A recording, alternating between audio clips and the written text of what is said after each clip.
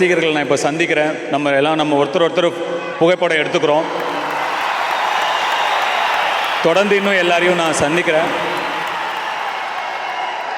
அப்படி நான் உங்களெல்லாம் சந்திக்கும்போது நிறைய பேர் என்கிட்ட வந்து, இப்போ நான் டாக்டராக இருக்கேன், நான் ஆர்கிடெக்டாக இருக்கேன், நான் ஐஏஎஸ் படிச்சுட்ருக்கேன், நான் ஒரு இன்ஜினியராக இருக்கேன், முக்கால்வாசி பேர் இந்த மாதிரி என்கிட்ட சொன்னீங்க.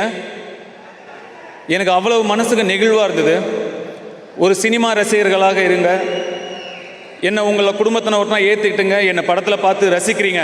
ஆனால் ரசித்ததோடு நிறுத்திட்டு உங்கள் வாழ்க்கையை நீங்கள் நல்லபடியாக பார்த்து, உங்கள் குடும்பத்தை நீங்கள் நல்லபடியாக பார்த்து, இன்றைக்கி நல்ல நிலைமையில் டாக்டரா, இன்ஜினியரா, லாயரா நீங்களாம் இருக்கீங்கன்னு நினைக்கும் போது அதை விட பெரிய கர்வம் எனக்கு வேறு எதுவுமே கிடையாது.